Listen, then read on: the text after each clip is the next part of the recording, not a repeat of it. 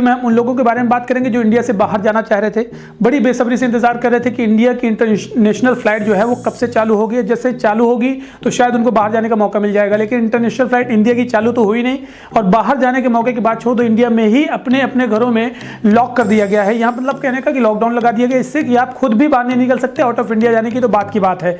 अब हम बात करते हैं कि इंडिया से अगर बाहर जाना भी चाह रहे हैं तो उसमें कई सारे रेस्ट्रिक्शंस आ गए हैं अलग अलग कंट्रीज से। जैसे कि आपको पता है कि अगर गल्फ कंट्रीज की बात करूं तो कोई भी ऐसी गल्फ कंट्रीज नहीं है जिसने इंडिया को बैन नहीं किया हो। यूरोप कंट्रीज में भी इंडिया को बैन कर दिया गया। अलग अलग कंट्रीज में इवन इंडिया को पाबंदी लगा दी गई है कि इंडिया से अगर फ्लाइट जाती है तो शायद उनके यहाँ पे भी इसी तरह का वायरस फैल सकता है जिस तरह की महामारी इंडिया में हो चुकी है। तो जैसे कि दुबई में लगातार लोग आ जा रहे थे, लेकिन दुबई ने भी बैन कर दिया फ्लाइट को, और दुबई ने इवन बैन बढ़ा भी दिया है 14 जून तक के लिए कि 14 जून तक नहीं जा सकते हैं। इवन बहरीन से भी अभी खबर आई है 23 मई से केवल रेजिडेंट वीजा होल्डर ही बहरीन जा सकते हैं, इसके अलावा कोई नहीं जाएगा। हालांकि एयर इंडिया ने अनाउंसमेंट किया है कि हमने एयर इंडिया से फ्लाइट बुकिंग ओपन कर दी है और वो भी जून जुलाई के लिए। जून जुलाई तक ही ये बुकिंग ओपन रहेगी और उसके बाद हो सकता है वो बैन कर दे या कोई नए चेंजेस आएंगे। जो फ्लाइट बुकिंग हो चुकी थी उनको भी कैसे रिफंड लेना है वो भी एयर इंडिया ने अनाउंसमेंट कर दिया। या तो फ्लाइट में चेंजेस हो जाएंगे, डेट चेंज हो जाएगी, या तो आप कैंसिलेशन का कोई चार्ज नहीं लगेगा, आपको पूरा रिफंड मिल जाएगा। तो इस तरह के एयर इंडिया ने भी अनाउंसमेंट किया, तो उन लोगों के लिए भी राहत है जिन लोगों ने टिकट बुक कर लिया था। वो जाके आप एयर इंडिया के कस्टमर केयर में बात कर सकते हैं, आपको इससे आपको राहत मिलेगी।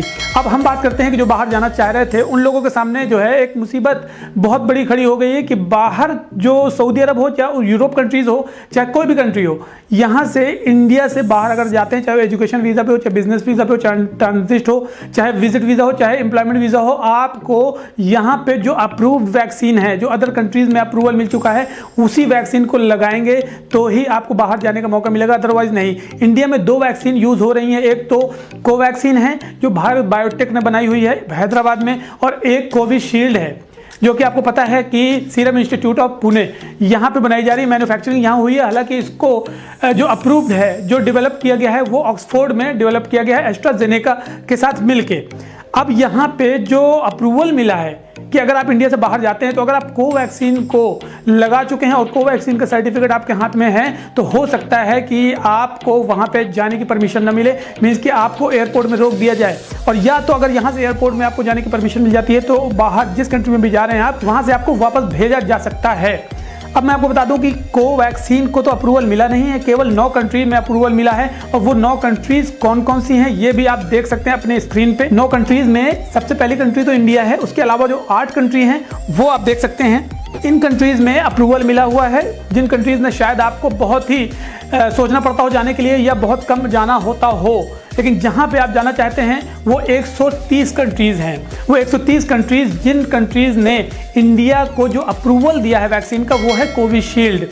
तो कोविशील्ड अगर आप यूज़ कर रहे हैं तो आगे आने वाले वक्त में आपको जाने का मौका मिलेगा, और अगर कोविशील्ड यूज़ नहीं कर रहे हैं तो हो सकता है, क्योंकि WHO ने अभी कोवैक्सीन को अप्रूवल नहीं दिया है, और यहाँ के जो फॉरेन सेक्रेटरी हैं वो भारत बायोटेक के साथ मिलकर WHO से अप्रूवल की अपील कर रहे हैं कि मीन्स कि हमारी जो कोवैक्सीन है उसको अप्रूवल मिल जाए। और मैं आपको बता दूं कि जो कोवैक्सीन है WHO की एक EUL लिस्ट है, emergency use of listing, EUL में कोवैक्सीन को शामिल नहीं किया गया है। और इसी तरह से अगर आप सऊदी अरब भी जाना चाह रहे हैं आगे आने वाले वक्त में तो हो सकता है कोवैक्सीन को अप्रूवल ना मिले, और कोवैक्सीन अगर आप यूज करते हैं तो आपको रोक भी लिया जाएगा, हो सकता है पाबंदी भी लगा दी जाए। इसी पे चर्चा हो रही है कि अप्रूवल दे दिया जाए, लेकिन अभी तक WHO ने इसको लिस्टिंग नहीं किया है, मतलब अपनी लिस्ट में शामिल नहीं किया है। अब आने वाले वक्त में हो सकता है कि आपको वैक्सीन पासपोर्ट की भी जरूरत पड़े। और वैक्सीन पासपोर्ट आखिरकार क्या है, हम इसके बारे में बात करते हैं। वैक्सीन पासपोर्ट एक ऐसा इलेक्ट्रॉनिक सर्टिफिकेट है, ई सर्टिफिकेट जिसको बोल सकते हैं, कि जब कभी भी आप इंडिया से बाहर जाएंगे तो आपको ये सर्टिफिकेट लेना पड़ेगा इंडिया से, कि अगर आपके पास में ये ई सर्टिफिकेट होता है और ये वैक्सीन पासपोर्ट आपके पास अगर होता है, इवन वैक्सीन पासपोर्ट कह सकते हैं, तो आपको बाहर जाने की परमिशन मिल सकती है। और अदरवाइज हो सकता है कि आपको बिना सर्टिफिकेट के परमिशन ही ना मिले। तो मैं सोच सकते हैं आप कि कितनी मुश्किल का सामना करना पड़ सकता है आने वाले वक्त में। हालांकि अभी पासपोर्ट की बातचीत चल रही है कि वैक्सीन पासपोर्ट को अप्रूवल मिल जाए या नहीं। वैक्सीन पासपोर्ट अगर आगे आने वाले वक्त में अप्रूव होता है कि हाँ अब वैक्सीन पासपोर्ट चाहिए, तो आपको जाने के पहले वैक्सीन पासपोर्ट मीन्स कि आपको एक सर्टिफिकेट लेके जाना पड़ेगा। हो सकता है आपको मोबाइल में ही वो प्ले स्टोर में एप्लीकेशन डाउनलोड कर दिया जाए, या जैसे कि आपको आरोग्य सेतु आपको पता है कि उसी तरह का एक एप्लीकेशन और होगा, जो आप जाएंगे तो आपको वो कोड स्कैन करना होगा, जिसमें से कि आपकी पूरी डिटेल वहाँ पे शो होगी कि आपने वैक्सीन यूज़ की है या नहीं की, आपके हेल्थ सिस्टम क्या है। इस तरह की बहुत सारी चीज़ें होंगी जो वहाँ पे शो कर जाएंगी, जिससे ये पता चलेगा कि हाँ आप वहाँ पे जाने के बाद में किसी भी तरीके के जो पहले हालात थे इंडिया के, जैसे कि आपको पता है 2019 के पहले कभी भी आप मॉल जा सकते थे, सिनेमा हॉल जा सकते थे, पार्टी जा सकते थे, पब जा सकते थे, डिस्को जा सकते थे, गैदरिंग में जा सकते थे। इस तरह के हालात शायद आने वाले वक्त में ना होंगे। लेकिन अगर आप ई पासपोर्ट मीन्स कि वैक्सीन पासपोर्ट का यूज़ करेंगे, वैक्सीन पासपोर्ट अगर आपके पास होगा तो ही आपको इस तरह के समारोह में जाने का मौका मिल सकेगा। अदरवाइज शायद इस तरह की जगह पे जाने की परमिशन ही ना मिले, आपको वहाँ पे पाबंदी लगा दी जाए। क्योंकि जो वैक्सीन आप यूज़ कर रहे हैं, चाहे वो कोविशील्ड हो चाहे कोवैक्सीन हो, जो एक्सपर्ट बताते हैं वो ये कहते हैं कि इससे आपका जो वायरस है वो ख़त्म नहीं होता है पूरी तरीके से। ये वायरस से फाइट करता है और वायरस जो आपके ऊपर असर करता है उसका असर कम हो जाता है, मीन्स कि जान का खतरा कम हो जाता है। वायरस जो है कोवैक्सीन की वजह से आपकी बॉडी में पूरी तरीके से असर नहीं होता, जिसकी वजह से आपकी जान बच जाती है, तो इसका ये असर हो सकता है। लेकिन ऐसा नहीं है कि वो वायरस आपके बॉडी से ख़त्म हो सकता है, अगर हो चुका है तो इस तरह के एक्सपर्ट भी बताते हैं। तो आने वाले वक्त में सबसे ज़्यादा मुसीबत का सामना उन लोगों को करना पड़ सकता है जो लोग बाहर एजुकेशन पे गए हुए थे, जब बिजनेस कर रहे थे, या एम्प्लॉयमेंट वीज़ा पे गए हुए थे, या विजिट पे जाना चाह रहे थे।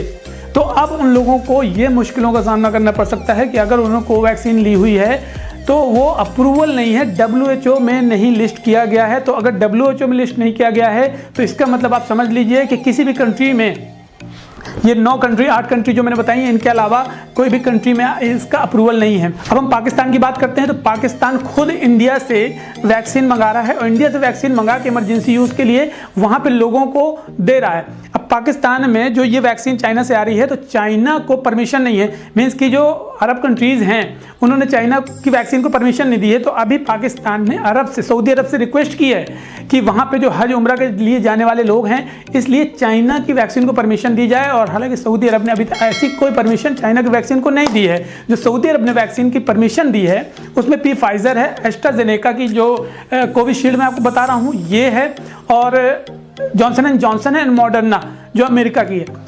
तो इन वैक्सीन्स को ही यूज़ करके आप वहाँ पे जा सकते हैं, अदरवाइज सऊदी अरब ने भी पाबंदी लगाई हुई है। तो बहुत सारी चीज़ें हैं जो आने वाले वक्त में चेंजेस हो सकते हैं, परेशानियां भी सामना करना पड़ सकता है आपको, और किस तरह से हालात हो सकते हैं वो देखने की बात है। हालांकि सऊदी अरब से एक और अच्छी खबर आई है कि सऊदी अरब ने जो विजिट वीज़ा पे आए थे इंडिया से सऊदी अरब से वापस आ गए थे इंडिया या किसी भी कंट्री, तो उनको सऊदी अरब ने अब विजिट वीज़ा था या उनका एग्जिट री एंट्री था, इकामा था, तो उसकी वैलिडिटी बढ़ा दी है और ये 2 जून तक कर दिया गया है। तो इस तरह से आपको अभी फ़िलहाल ये फ्री ऑफ कॉस्ट है, इसमें कोई पैसा कोई चार्ज नहीं लगेगा। और अभी आप चाहें तो अपने स्पॉन्सर से ये बात करके इसको बढ़वा भी सकते हैं, वो स्पॉन्सर को परमिशन है कि वो आपका इकामा वगैरह बढ़ा सकता है। दूसरी बात यह है कि जो 14 जून तक दुबई ने बैन कर दिया है, इंडिया से 31 मई तक फ्लाइट बैन है, तो आने वाले वक्त में क्या दुबई खोलेगा या नहीं, ये भी सोचने की बात है। जैसे भी अपडेट आएगी हम रोजगार हिंद के माध्यम से आप तक पहुंचाते रहेंगे। तो चैनल को सब्सक्राइब करना ना भूलें, बगल में नोटिफिकेशन बेल है उस पर भी क्लिक कर दें ताकि आगे वाले वीडियोज़ की नोटिफिकेशन आप तक पहुँचती रहे। बाकी और नई अपडेट के साथ मिलते हैं आपको अगली वीडियो में, तब तक के लिए ध्यान रखें अपना, टेक केयर, जय हिंद।